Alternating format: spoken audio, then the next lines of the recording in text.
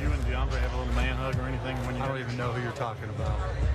I know they got a center over there that's pretty good, but no, I don't know who you're talking about. I mean, look, the Clippers are the Clippers. You can change the players, you can change the owners, but the Clippers are just who they've been for the last 30 years.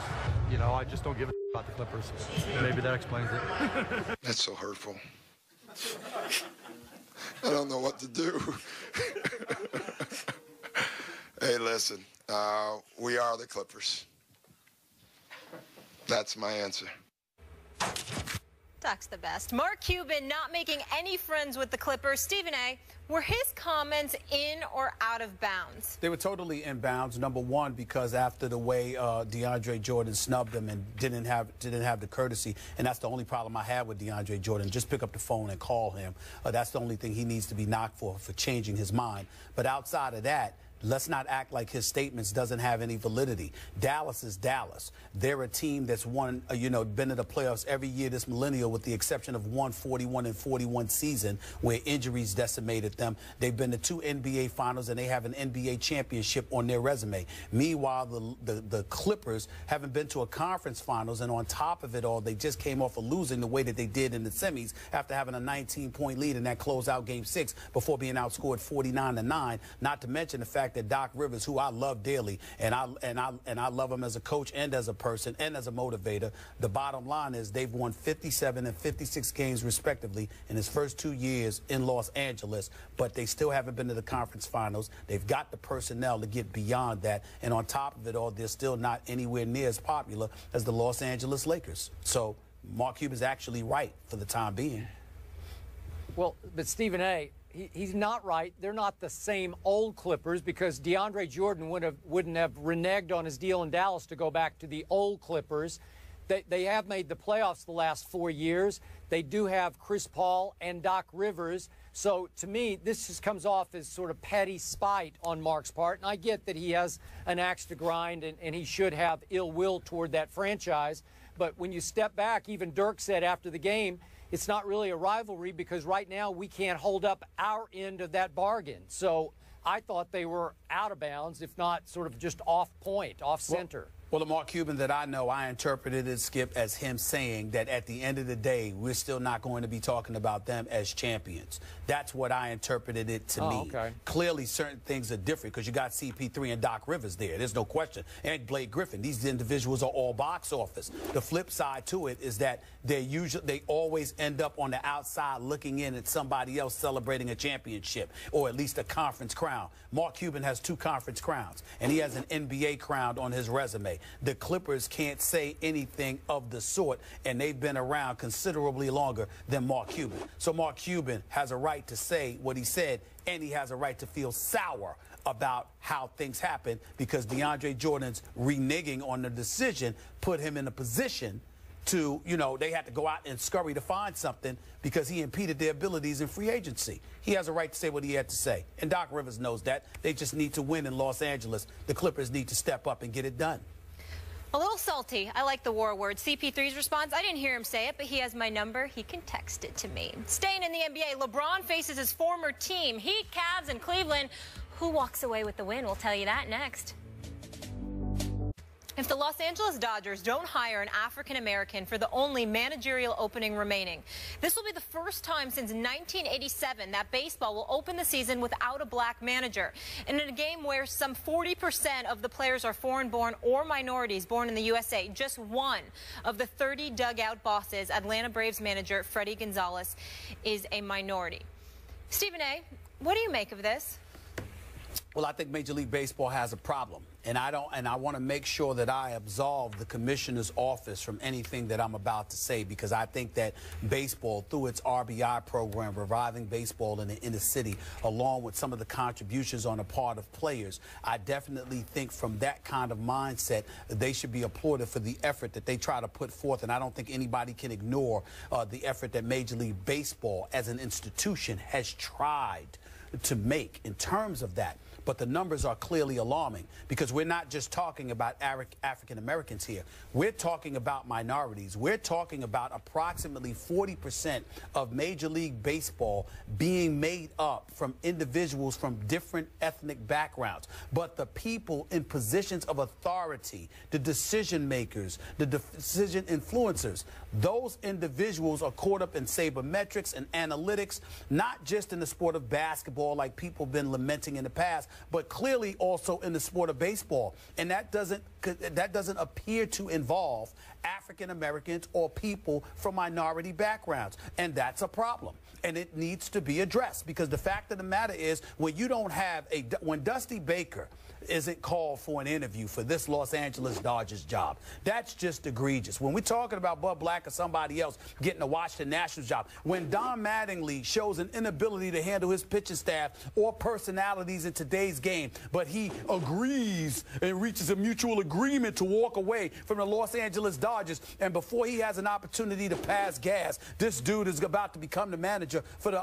Miami Marlins. But you have Willie Randolph, who took the Mets within a game of the World Series. He can't get a look. Dusty Baker, he can't get a look. You're talking about Lopez, who's been a coach on the Dodgers staff for ages. He doesn't get consideration. It really is a problem. And Skip, I'm going to go back, not to knock him in any way, because I heard where Bud Norris was coming from weeks ago in that article in USA Today about the brawls, and I respect his position in what he's saying. But as it pertains to this particular subject, Skip, please allow me to read this quote again. Quote, "It's a culture shock. This is America's game," because he's speaking about the 67 brawls that took place in the last couple of years and how 87% was deemed as the main antagonists were guys from minority ethnic backgrounds. He says, this is a culture shock. This is America's game. This is America's pastime. Over the last 10 to 15 years, we've seen a very big world influence in this game.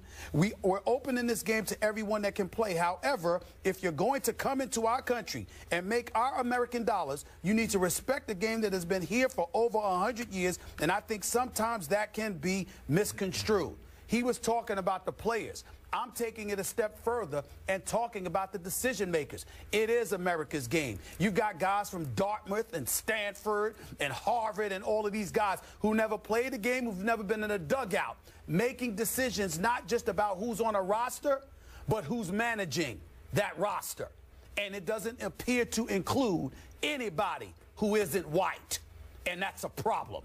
And it needs to be brought up. I'm so with you on this one. This is such a bad look for a sport that has already lost so much of its African-American fan base. I've told you many times, back in my childhood days through the 60s, there were so many great black baseball players. And I think it brought in a larger portion, obviously, of the African-American community. And as we speak, I'm reading a new book from Bob Gibson, who was my favorite childhood player, St. Louis Cardinals pitcher, for those who don't remember, dominated in the World Series. And yet we've lost so much of that, and now we've lost them also in the dugout. And I also want to reiterate the point that Molly made, that now that this game has around 30% Latin players, we have only one Latino manager, Freddie Gonzalez, with the Braves. That's inexcusable, which brings me to my point, Stephen A. Why does the NFL have some, if not a lot, of success in this area? You know the Rooney Rule? Yep. We talk about it a lot. The Rooney Rule. My friend John Wooten runs the Fritz Pollard Alliance, which oversees the Rooney Rule. It is working. Thank you, John Wooten. It is working because all it forces an owner to do is to interview black candidates. And once they get interviewed 3 or 4 times and get their names out there, it helps put them on the job map.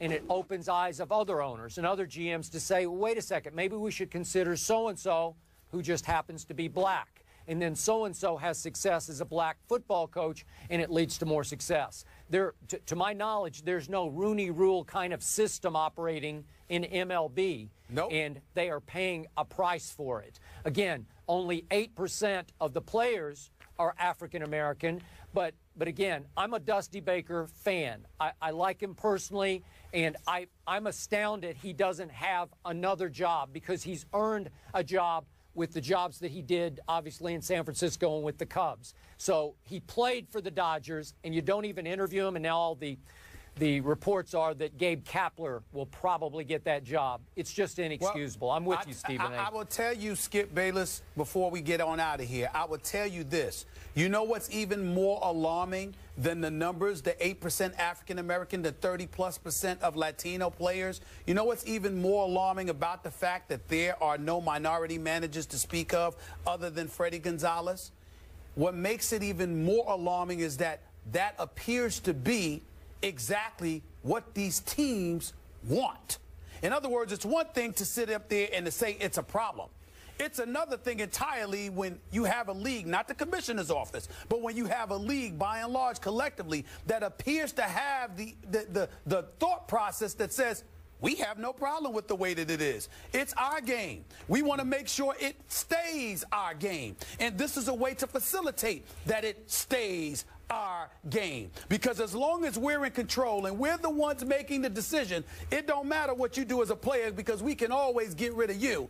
But we're going to make sure that we're the ones controlling the strings and making all the decisions. That's the real problem here. Major League Baseball, unlike any other sport, appears to be literally, in terms of decision makers, literally towards, like, they got the mentality, this is how we'd like it to be.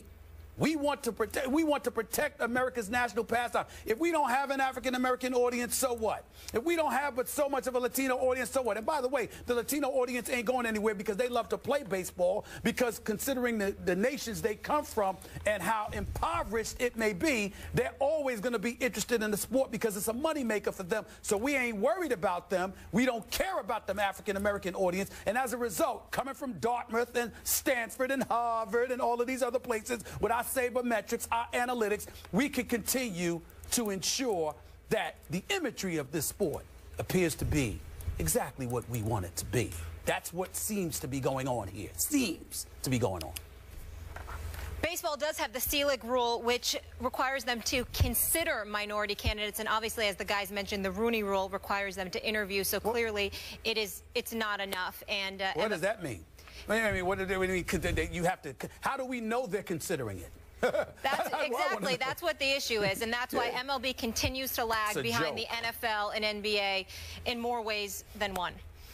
After what Mark Cuban said about the Clippers last night, Steve Ballmer and Cuban won't be kissing up and making up anytime soon.